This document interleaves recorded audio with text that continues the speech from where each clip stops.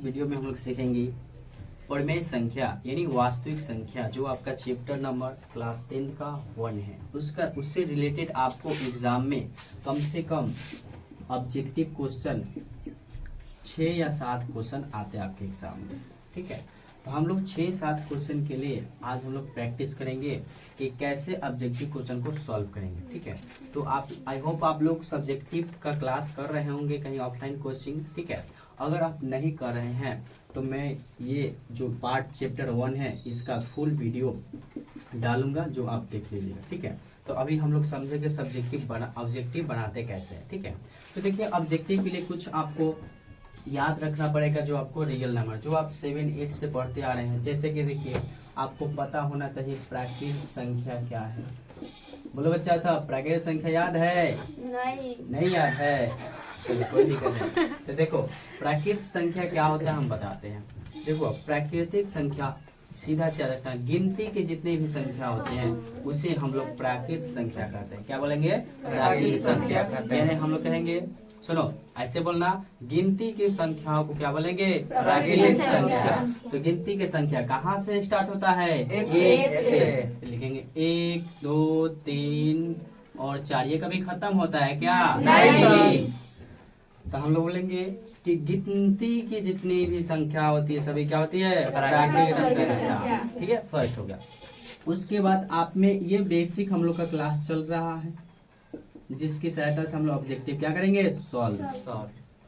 अब इसके बाद हम लोग को पता होना चाहिए पूर्ण संख्या क्या है। ठीक है, तो पूर्ण संख्या आप लोग को बताए थे। इसमें क्या करना है कि जितना भी गिनती की संख्या होता है उसमें सिर्फ शून्य शामिल हो जाए, क्या करना होगा? शून्य शामिल हो जाए तो उसे हम लोग कहेंगे पूर्ण संख्या। मतलब पूर्ण संख्या कहाँ से स्टार्ट होगा? 0 से लेकर 1 तक क्या होता है? पूर्ण संख्या होता है। ठीक है, 0 से लेकर कहाँ तक होता होगा? 1 तक। सॉरी, 0 से स्टार्ट होकर अनंत तक जाए क्या होगा? पूर्ण संख्या। और जो प्राकृतिक संख्या का होगा 1 से स्टार्ट होगा कहाँ जाएगा? अनंत तक। ये होगा प्राकृतिक संख्या। ठीक है, उसके बाद हम लोग को पढ़ना होगा सम संख्या। हम लोग को पता होना चाहिए, क्या पता होगा? सम संख्या। तो देखिए सम संख्या होता क्या है आपको बताते हैं बुआ। तो जितना भी सम संख्या समझेंगे कैसे, देख के कैसे सर बताएंगे ये सम संख्या विषम संख्या। तो याद रखिएगा, जो भी संख्या 2 से भाग लग जाए, 2 से डिवाइड हो, उसे हम बोलेंगे सम संख्या। जैसे एग्जांपल के तौर पर मान लो ये 2 लिख दी, ये बोलो 2 से कटेगा कि नहीं कटेगा?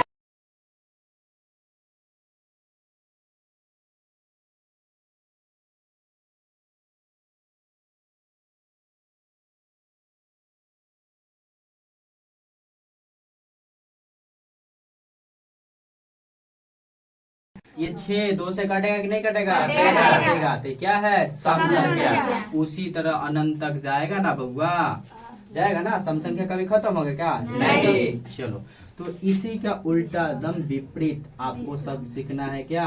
विषम संख्या। क्या सीखना है? विषम संख्या। ठीक है, तो विषम संख्या में आपको करना क्या होगा कि जो संख्या 2 से नहीं डिवाइडेबल हो वो क्या होता है? विषम संख्या। जैसे कि 3 2 से कटेगा क्या? नहीं। तो ये है विषम संख्या। 5 2 से कटेगा? नहीं। ये है विषम संख्या। 7 2 से कटेगा? नहीं। ये है सम संख्या। समझ में? सॉरी, विषम संख्या।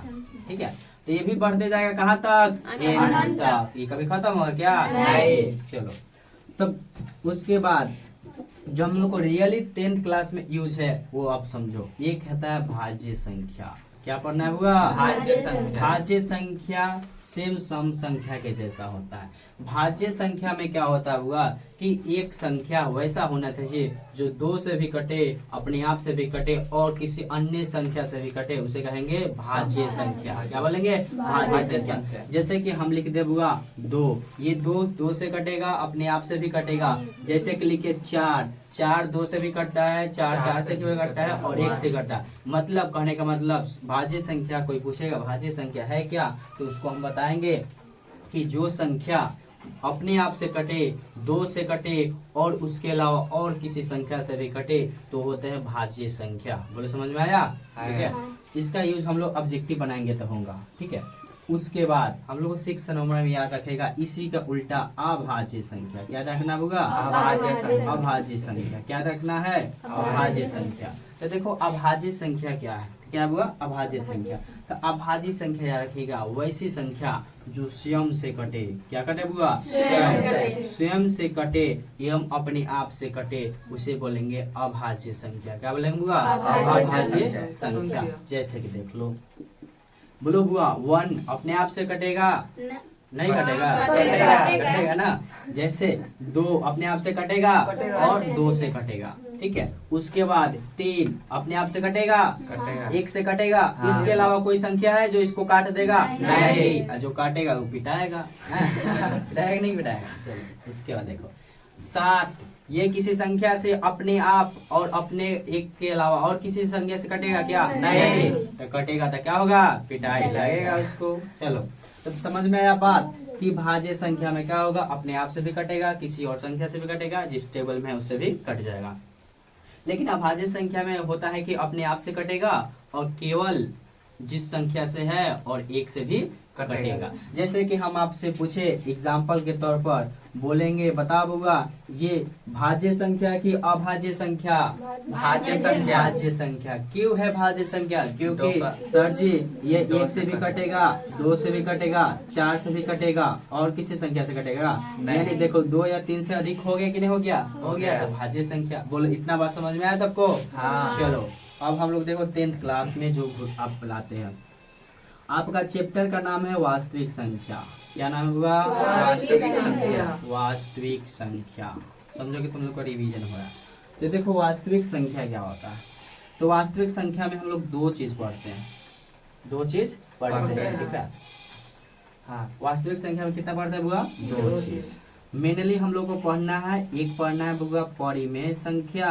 क्या पढ़ना बुआ? परिमेय संख्या। परिमेय संख्या। संख्या शॉर्ट में। ठीक है। एक पढ़ना है अपरिमेय संख्या। ठीक है। तो परिमेय संख्या, अपरिमेय संख्या अगर आप लोग समझ जाते हैं तो आप लोग समझिए 2 या 3 नंबर आपके एग्जाम में फिक्स है। कितना नंबर हुआ? 2 या 3 नंबर ऑब्जेक्टिव में फिक्स है। अगर आप सब्जेक्टिव भी समझ जाते हैं तो ये सब्जेक्टिव में एक क्वेश्चन आएगा हमेशा 2 नंबर में। क्या नंबर हुआ? 2 नंबर में, जो आपको हम आगे बताएंगे। ठीक है। तो देखिए हम लोग समझते हैं परिमेय संख्या है क्या और अपरिमेय संख्या है क्या। देखिए यहाँ पे अलग अलग समझ लेते हैं। तो देखो होता है एक हुआ परिमेय संख्या। क्या पढ़ना होगा? परिमेय संख्या। परिमेय संख्या दिख रहा हुआ निके? हाँ चलो क्या पढ़ना हुआ? परिमेय संख्या। तो देखो परिमेय संख्या में क्या करना होता है, याद रखना कि वैसी संख्या जिससे हम लोग P/Q के रूप में लिख सकते हैं वो होते हैं परिमेय संख्या। क्या होता है बुआ? परिमेय संख्या। ठीक है। याद रखना वैसी संख्या जिसे हम लोग P/Q के रूप में लिख सकते हैं उसे कहते हैं परिमेय संख्या। बोलो याद हुआ? हाँ। चलो उसके बाद और इसमें एक और बात याद रखना है कि Q does not equal to 0 हो। कहने का मतलब समझिए कि कभी भी Q के जगह पर 0 नहीं होना चाहिए। क्या नहीं होना चाहिए हुआ? 0। जैसे कि देखो आप लोग एग्जाम्पल तौर पे मान लीजिए आपको मिल जाए क्वेश्चन में 1 पूछेगा परिमेय संख्या है कि नहीं है, तो बोलेंगे है। क्यों है? क्योंकि इसके बटा में हम लिख सकते हैं। ठीक है। आपसे पूछा जाए 3/4 परिमेय संख्या है कि नहीं है? है। क्यों है? क्योंकि देखो P/Q के रूप में लिखल है कि नहीं लिखल है? लिखल है। अगर आपसे पूछा जाए बउआ 4/0 परिमेय संख्या है कि नहीं है? है। जो बोलेगा है उसको पिटाई लगेगा। नहीं है। क्यों नहीं है? अभी आपको बोले कि Q does not equal to 0, यानी Q के जगह पर क्या नहीं होना चाहिए? 0 होगा, परिमेय संख्या नहीं होगा। बाकी सब जितना भी गिनती की संख्या आएगा सभी क्या है? परिमेय संख्या। बट्टा वाला संख्या है जब सब का होगा परिमेय संख्या, चाहे प्लस में हो या माइनस। बोलो परिमेय संख्या क्लियर हुआ? हाँ। अब हम लोग इसका दूसरा पार्ट देखते हैं अपरिमेय संख्या। तो देखिए क्या हुआ। अब हम क्या सीखेंगे बुआ? अपरिमेय संख्या। तो देखो अपरिमेय संख्या होता है परिमेय संख्या के उल्टा। ठीक है। जैसे कि देखो परिमेय संख्या में कि बताया थे आपको कि किसी भी संख्या को हम लोग p बटा q के रूप में लिख सकते हैं। क्या कर सकते हैं? लिख सकते हैं। लेकिन अपरिमेय संख्या में नहीं लिख सकते हैं। क्या करते हैं? नहीं लिख सकते हैं। आपसे पूछे कोई टीचर कि बोलो बता बुआ अपरिमेय संख्या क्या है, तो उसको डायरेक्ट बोलेंगे सर वैसी संख्या जिसे हम लोग p बटा q के रूप में नहीं लिख सकते उसे बोलते हैं अपरिमेय संख्या। ये नहीं लिख सकते। ठीक है, क्या करना हुआ? p बटा q के रूप में नहीं लिख सकते उसे हम लोग बोलते हैं अपरिमेय संख्या। इसमें एक और इम्पोर्टेंट बात जो आपको नोट में याद रखना है। किसमें होगा? नोट में। इसमें याद रखना है कि अपरिमेय संख्या क्या होगा? अपरिमेय संख्या हमेशा, हाँ चलो तुम बोलो बोलो कोई दिक्कत नहीं है, हमेशा रूट में पाया जाता है। किसमें पाया जाएगा बुआ? रूट में। किसमें पाया जाएगा? रूट में। रूटी को हम लोग वर्ग बोलते हैं। क्या बोल सकते हैं? वर्ग। यानी समझो रूट में, तो सर क्या रूट में सब संख्या अपरिमेय हो जाएगा क्या? नहीं। तो रूट में वही संख्या अपरिमेय होगा जिसका पूर्ण वर्ग पॉसिबल नहीं होगा। जैसे कि एग्जांपल देखिए, आपसे क्वेश्चन पूछेगा कि रूट अंदर 3 परिमेय है कि अपरिमेय? अपरिमेय। क्यों है? क्योंकि इसका पूर्ण वर्ग नहीं है। लेकिन वही आपको एग्जामिनर समझता है, बुर्बक गधा समझता है ना, तो वो दे देता है रूट 4। क्या दे देगा? रूट 4। और फिर आपसे पूछेगा कि बताइए कि रूट परिमेय संख्या, रूट 4 अपरिमेय संख्या है कि परिमेय संख्या? कौन संख्या हुआ? परिमेय संख्या। परिमेय कि अपरिमेय? परिमेय संख्या। तक जो बच्चा रहेगा वो बोलेगा परिमेय संख्या, और जो तनी बुर्बक टाइप का रहेगा वो याद करेगा सर जी के बाद कि सर जी बोले थे कि रूट में रहेगा तो क्या बोलना है? अपरिमेय। लेकिन वो बात नहीं करे, याद नहीं रखेगा कि सर जी ये भी बोले थे कि बउआ जो भी रूट में संख्या है उसको पहले देखना है किसी संख्या का स्क्वायर है कि नहीं है। तो देख बउआ 2 किसका स्क्वायर है? 4 का। 4 किसका स्क्वायर है? 8 का। 2 का। अरे 4 किसका स्क्वायर है? 2 का। इसलिए कौन सा संख्या? परिमेय संख्या। अब बोलो इतना बात सबको समझ में आ गया? हाँ। ठीक है, अब हम लोग ऑब्जेक्टिव बनाएंगे तो आसानी से बनेगा। क्या बनेगा? ऑब्जेक्टिव आसानी से बनेगा। ठीक है, तो बताएं ऑब्जेक्टिव। हाँ चलो। हाँ? जैसे कि देखो अब परिमेय संख्या अपरिमेय संख्या पर थोड़ा और बात करते हैं क्योंकि बच्चों लोग को कंफ्यूजन रहता है। देखो एक तरफ हम लिखते हैं अपरिमेय संख्या, क्या लिखते हैं बुआ? अपरिमेय संख्या। दूसरा तरफ लिखते हैं परिमेय संख्या। ठीक है, तो देखो इसमें क्या होता है कि इसमें किसी संख्या को p बटा के रूप में लिख सकते हैं। क्या कर सकते हुआ? लिख सकते हैं। इसमें नहीं लिख सकते हैं। p बटा q के रूप में नहीं लिख सकते हैं। पहला अंतर। क्या कर सकते हुआ? नहीं लिख सकते हैं। दूसरा समझो, इसमें क्या होता है अगर कोई भी संख्या अपरिमेय संख्या कैसे पहचानेंगे? अगर कोई भी संख्या क्या हो? रूट में हो। क्या हुआ? रूट में। इसमें कैसे जानेंगे कि कौन संख्या परिमेय संख्या नहीं है?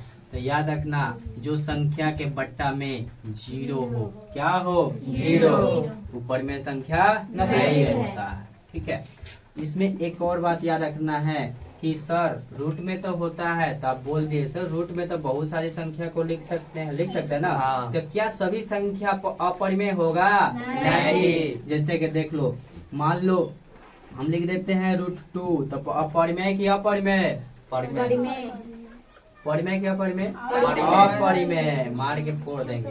क्या है? अपरिमेय। अपरिमेय कैसे है बताते हैं। मतलब 2 किसी का स्क्वायर है क्या? कोई संख्या का स्क्वायर है? नहीं। इसका वर्ग करेगा तो नहीं निकलेगा, इसलिए अपरिमेय। ये तुम क्या सोच रहा है कि फुटा फुटा संख्या लिखेंगे वही अपरिमेय होगा? नहीं, वो नहीं सोचना है। हम चाह रहे थे बच्चा सोचेगा।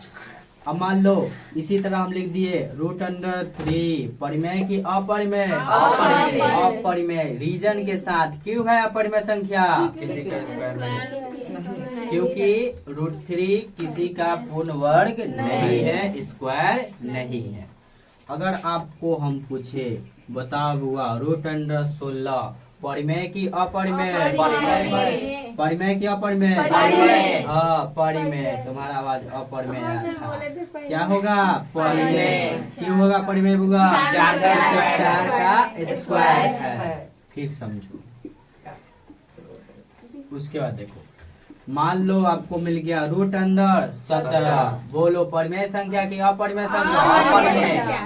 अपरिमेय संख्या। क्यों हुआ? क्योंकि किसी का वर्ग नहीं नहीं है। है। समझा? इसमें ज्यादा झंझट नहीं है कि जितना गिनती की संख्या है सभी क्या है?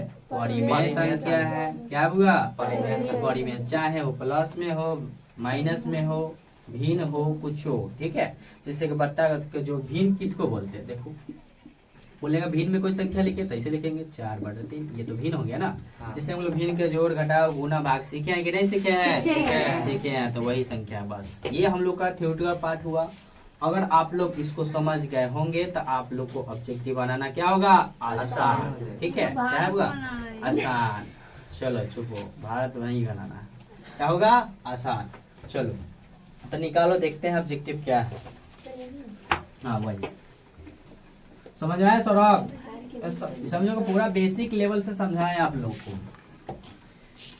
उसके बाद देखो क्या हुआ। देखो हम लोग को सब फर्स्ट क्वेश्चन पूछ दिया अभाज्य संख्या से। देखिए तो इसमें एक चीज और आपको याद दिलवा देते हैं। इसमें हमको दो चीज पढ़ना है। एक चीज पढ़ना है लसा और एक चीज पढ़ना है बुआ मौसा। क्या पढ़ना है बुआ? मौसा। सुनो, इसको इंग्लिश में बोलते हैं LCM और इसको इंग्लिश में बोलते हैं HCF। इसका फुल फॉर्म होता है लोएस्ट कॉमन फैक्टर और इसका फुल फॉर्म होता है हाईएस्ट कॉमन फैक्टर। लेकिन हम लोग जब भी किस क्वेश्चन में आएगा परिमेय संख्या और अपरिमेय संख्या निकालने के लिए तो इसका उल्टा सोचेंगे। सॉरी, LCM HCF निकालने के लिए बोलेगा तो इसका उल्टा सोचना। हाईएस्ट का मतलब क्या होता है? ज्यादा ना। लेकिन जब भी HCF निकालेंगे तो सबसे कम पावर वाला। कितना वाला? कम पावर। कम पावर।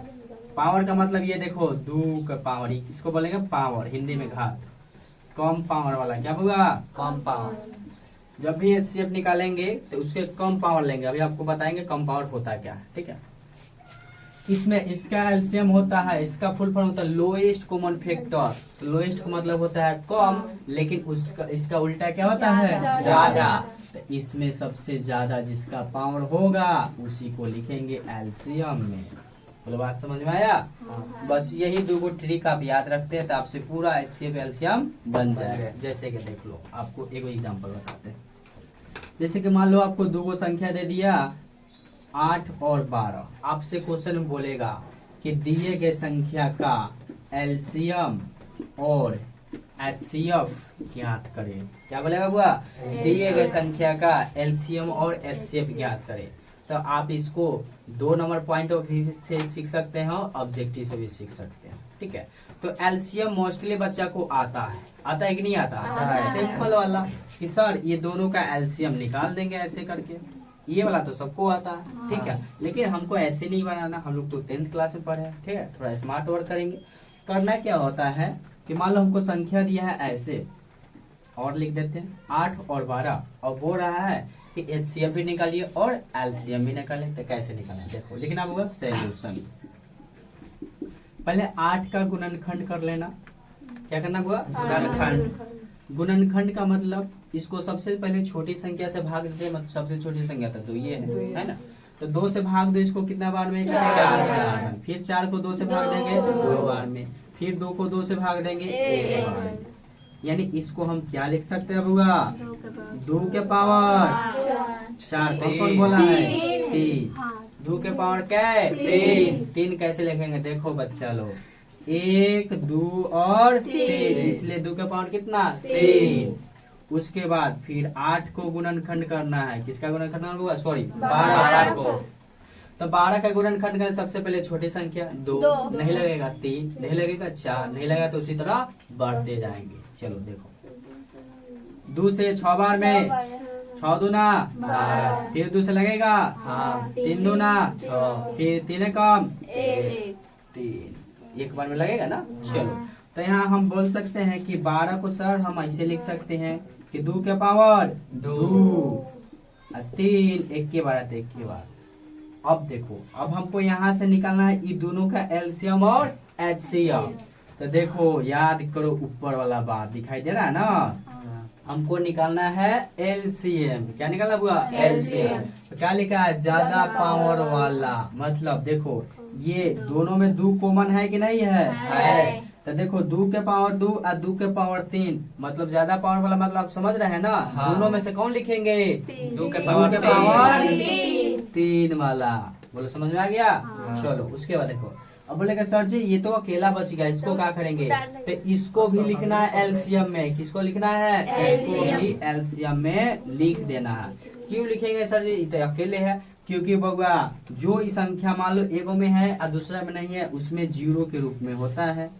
किसके रूप में? जीरो के रूप में। हमेशा याद रखिएगा, एगो नोट में बात यहाँ लिख देते हैं कि जिस संख्या का पावर 0 हो उसका मान हमेशा क्या होगा? 1 होता है। ये बात याद रखिएगा। इस तरह से ऑब्जेक्टिव आपको आगे देखने को मिलता है। क्या मिलेगा? नहीं। हाँ। कोई भी संख्या मान लो 2 लाख संख्या है, 2 लाख लिखल है और पावर 0 है, आंसर कितना लिखेंगे? 1। याद आएगा? तो जो संख्या एगो संख्या में है और दूसरा में नहीं है, उसके संख्या में कल्पना करना अपने माइंड में कि 0 के रूप में है। तो अगर 0 और 1 में तुलना करेंगे तो 3 है ना लिखेंगे जी। हाँ। चलो ये बात हो गया। अब इस सबको गुना कर दे आपका एलसीएम। ये देखो 2 के पावर 3 मतलब 8 लिखल है।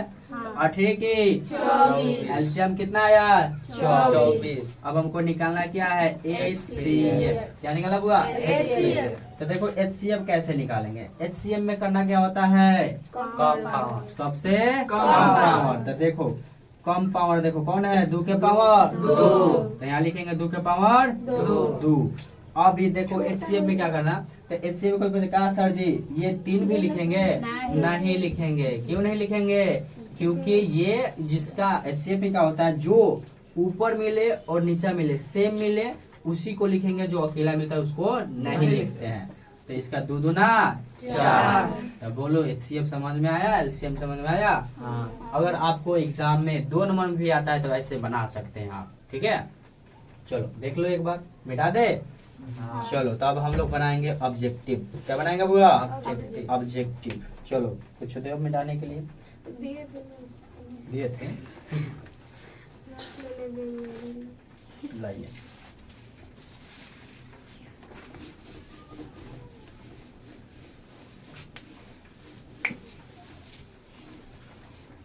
चलो तो क्वेश्चन नंबर 1 है।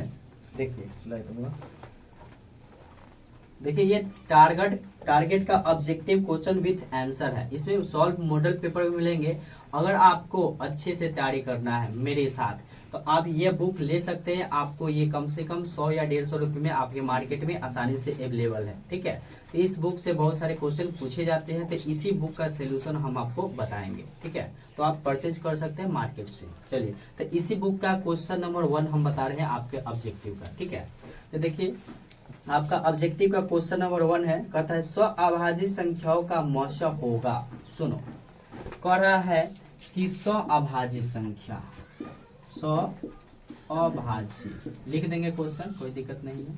आप लोग ले लीजिएगा तो आसान पड़ेगा। स्व अभाज्य संख्या का मौसा पूछ रहा है। क्या पूछेगा? मौसा। इंग्लिश में देखिएगा अगर नीचे लिखा होगा HCF। ठीक है, तो पूछ रहा है कि कोई दुगो स्व अभाज्य संख्या है, उसका मौसा कितना होता है। हमसे पूछ रहा है क्वेश्चन, तो हमेशा याद रखेगा जिंदगी भर के लिए नोट में बात। क्या याद रखना है? नोट में एक बात रखना कि कोई भी स्व अभाज्य संख्या या 2 या 2 से अधिक अभाज्य संख्या का मौसा हमेशा 1 होता है। क्या होता है? 1 होता है। तो उसमें देखो आंसर 1 है। हाँ। आंसर आपका 1 होगा। बोलो इसका कॉन्सेप्ट समझ में आया? अगर इससे रिलेटेड 10, 15, 20, 30 जितना भी क्वेश्चन है उसमें सिर्फ एक ही को कॉन्सेप्ट लगाना है कि कोई भी स्व अभाज्य संख्याओं का मौसा एक होता है। तो सर कैसे होता है, प्रूफ करके दिखाइए। देखो आपको दिखाते हैं।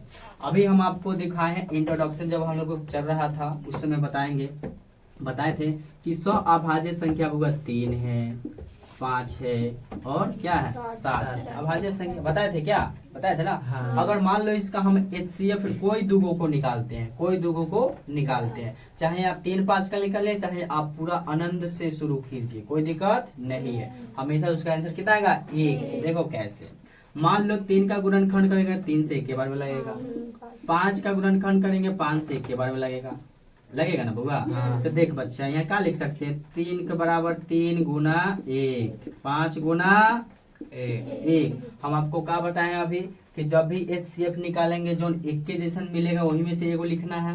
तो दोनों के पावर क्या है, सेम है ना। हाँ। तो HCF में क्या लिखेंगे 1।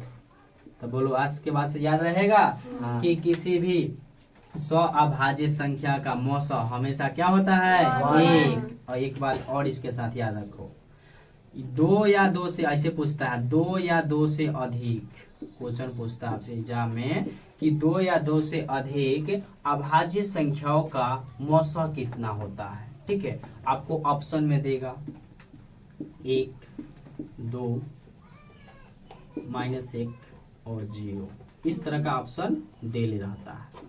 ठीक है, तो हम अभी आपको बताया है कितना होगा बॉस, 1। यानी 2 या 2 से अधिक अभाज्य संख्या का मौसा हमेशा कितना होता है 1। तो बोलो इस चीज को टिक करेंगे तो अब आसानी से आपको 1 नंबर मिल जाएगा। इस तरह से ऑब्जेक्टिव सॉल्व करते हैं। ठीक है, तो चलिए अब क्वेश्चन नंबर 2, कोई बच्चा पढ़ो क्वेश्चन नंबर 2। नहीं पढ़ेगा, चलो हम पढ़ लेते हैं।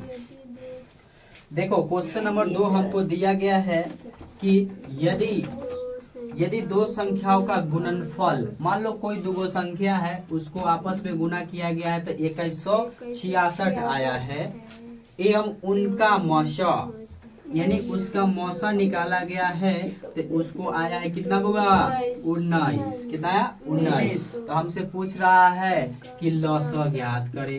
क्या ज्ञात करना होगा लसा। तो कोई दिक्कत नहीं, हम लोग ज्ञात कर लेंगे। ठीक है, तो देखिए इसका ऑप्शन भी आपको लिख देते हैं इस साइड में। ए में दिया है 38 और उसके बाद देख लो बी में दिया होगा 57, सी में दिया है 114 और डी में दिया है कोई नहीं। तो देखिए कैसे बनेगा, देखो सर अब ध्यान से समझ में आ रहा है ना, पहला क्लास है लेकिन समझ में आ रहा है नहीं आ रहा, आ रहा है ना, होगा आ रहा है। हाँ, तो एग्जाम में बना के आना तो पिटाई लगेगा। तो ये क्वेश्चन नंबर 2 है। ठीक है, इसमें क्या बोला है कि कोई दो संख्या है ना जिसको आपस में गुना कीजिएगा तो आपको आ जाएगा 2166। उसमें बोल दिया है कि एक संख्या, ये दोनों संख्या जो दिया गया है उसको मौसा निकाला है ना, तो कितना आया 19। तो हमसे पूछा है कि लसा ज्ञात कीजिए। क्या बोला है लसा। तो इसके लिए आप 2 फॉर्मूला याद रखिएगा। एक होता है HCF बराबर A गुना B बट्टा LCM। अगर आपके किसी क्वेश्चन में LCM दिया हो, क्या निकालना हो HCF, तो ये फॉर्मूला यूज करना है। ठीक है, सेकंड फॉर्मूला देखो LCM बराबर A गुना B बट्टा HCM। अब आप लोग को समझ में आ गया होगा कि इसमें से कौन सा फॉर्मूला यूज करेंगे। बोलो 1 नंबर फॉर्मूला यूज करेंगे कि 2 नंबर? 1 नंबर की 2 नंबर? 1 नंबर नहीं होगा वो। अब चाहे तो यूज करके निकाल सकते हैं, लेकिन आपको इसमें से देखो अगर ये भी आता है ना, ये भी फॉर्मूला से निकाल सकते हैं, इससे भी आप निकाल सकते हैं। लेकिन याद रखिएगा जो चीज पूछेगा ओकरे बराबर फॉर्मूला। क्या पूछ रहा है LCM, है ना, निकालिएगा जी। तो इसी का फॉर्मूला यूज करेंगे, निकालेंगे। देखो पहले कि 2 को कोई संख्या था, तो मान लो हम संख्या को मान लिए A था और B था, दोनों को गुना किए तो कितना आ गया 2166। तो ये देखो 2 को संख्या लिखल है, ये समझो कि A गुना B लिखल है, कोई संख्या है 2 को, तो ये दोनों को गुना करके दे दिया 2166। HCF कितना दिले है 19 लिख दो। भाग आता है सबको?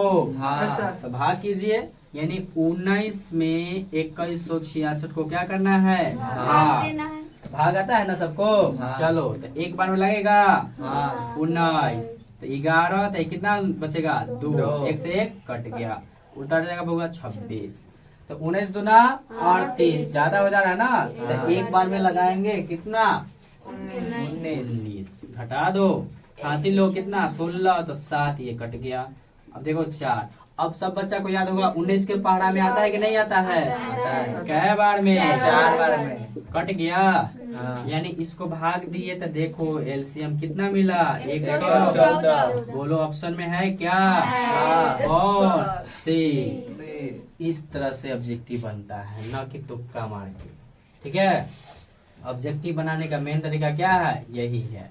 अगर जिस बच्चा को नहीं आएगा वो क्या करेगा? चलो रुको, ऐसे सोचेगा, चलो आंसर बी होगा, ठीक। हाँ, सोचेगा नहीं सोचेगा? हाँ। तो देखिए आप लोग इस तरह से ऑब्जेक्टिव बनाना पड़ेगा कॉन्सेप्ट के साथ, ठीक है। तो इसी तरह चलिए हम लोग क्वेश्चन नंबर 3 देख लेते हैं। कितना हुआ? Question number 3, question number 3, question number 3 देखते हैं। चलो 3 नंबर क्वेश्चन देखो, सब बनेगा आप लोग से क्या? हाँ। देखो आसान है।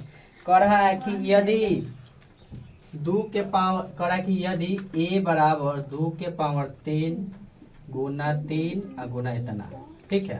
b बराबर 2 के पावर 4 गुना 5 गुना 7, ये संख्या हमको दिया गया है और हमसे पूछ रहा है ना भाई साहब कि लॉसा बता दीजिए। क्या बताना है? लॉसा। तो अभी इसके तुरंत पहले 2-4 मिनट पहले आपको बताए हैं लॉसा कैसे निकालना है। याद होगा लॉसा कि निकालने का तरीका क्या होता है। अभी बताएं कि लॉसा का फुल फॉर्म क्या होता है बउआ? Lowest common factor. लेकिन लिखना क्या होता है? सबसे ज्यादा पावर, सबसे ज्यादा पावर। लाओ ऑप्शन लिख देते, नहीं तो बच्चा सब ऑनलाइन वाला कहेगा सर जी आंसर देख के बोल दे रहे हैं, तेज बोल रहे हैं, नहीं बोलेगा। चलो तो देखो इसका ऑप्शन दिया गया है आपके बुक में 40, 560,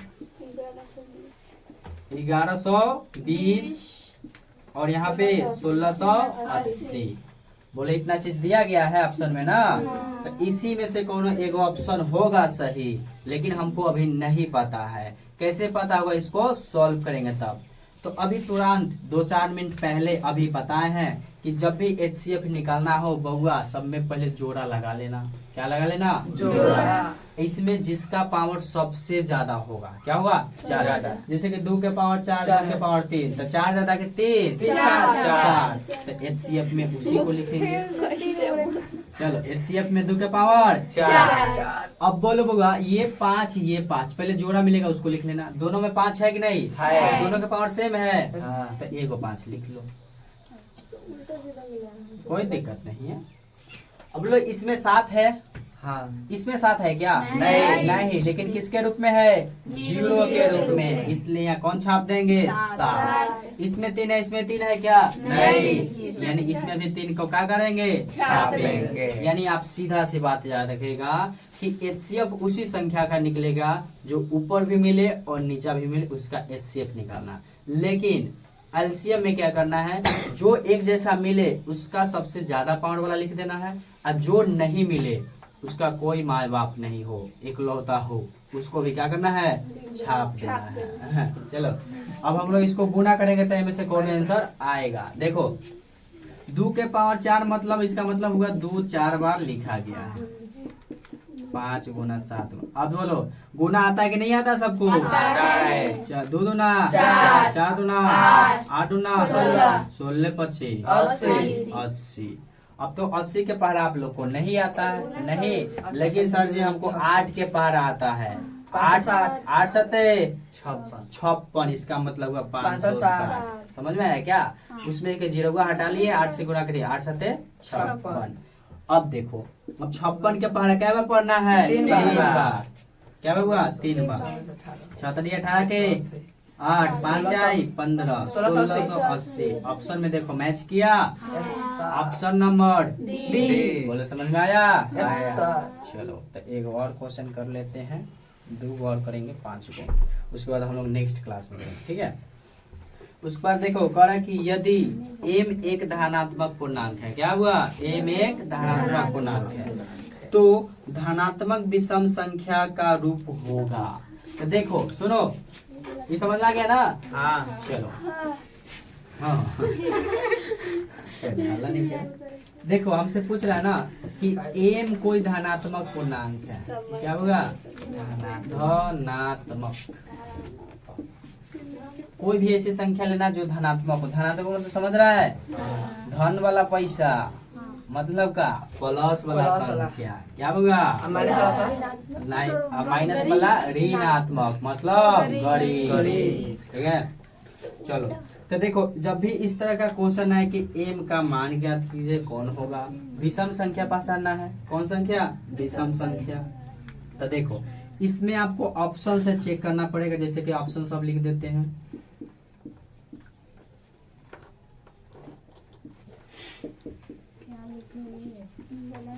दिख रहा है सबको?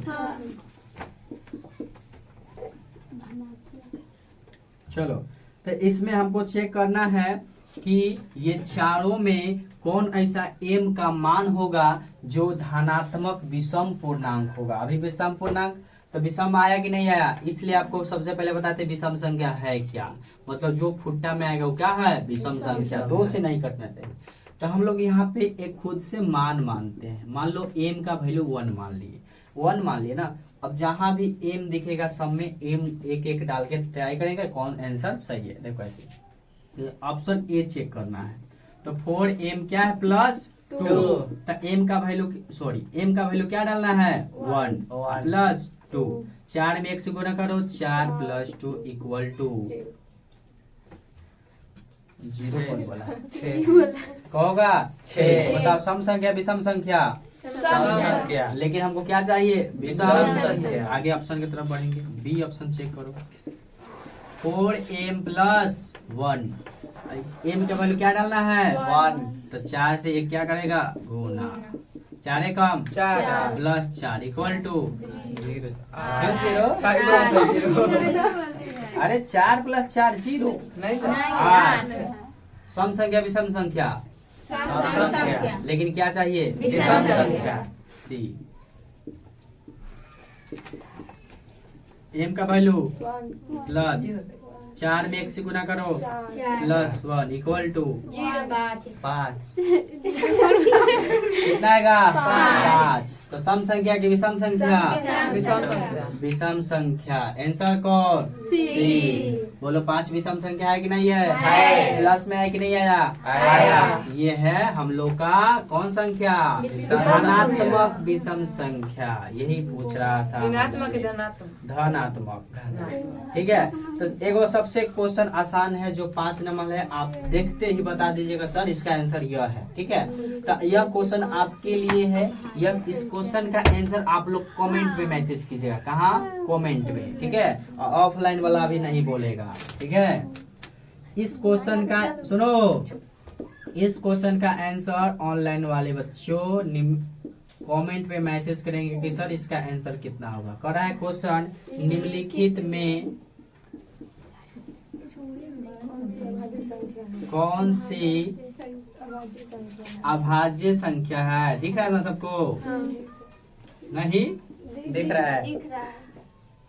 अभाज्य संख्या है। जिसको नहीं दिख रहा है वो चश्मा लगाओ। चश्मा क्या लगना है? चश्मा। ये देखिए, ये आपको ऑप्शन है। तो इस क्वेश्चन का आंसर हम नहीं बताएंगे, इस क्वेश्चन को आप लोग हमको बताइएगा आंसर कि सर इसका आंसर क्या होगा। ऑफलाइन वाले बच्चा थोड़ी देर में हमको बता देंगे बाद में। ठीक है, तो चलिए हम लोग मिलते हैं नेक्स्ट वीडियो में। यदि आप लोगों को वीडियो पसंद आया हो तो अपने दोस्तों के साथ शेयर कीजिए। क्या हुआ? शेयर कीजिए ना, ताकि वो भी पढ़ ले, आप चुरा चुरा के नहीं पढ़े। ठीक है, और ज्यादा पसंद आए तो चैनल को क्या करे? सब्सक्राइब करें।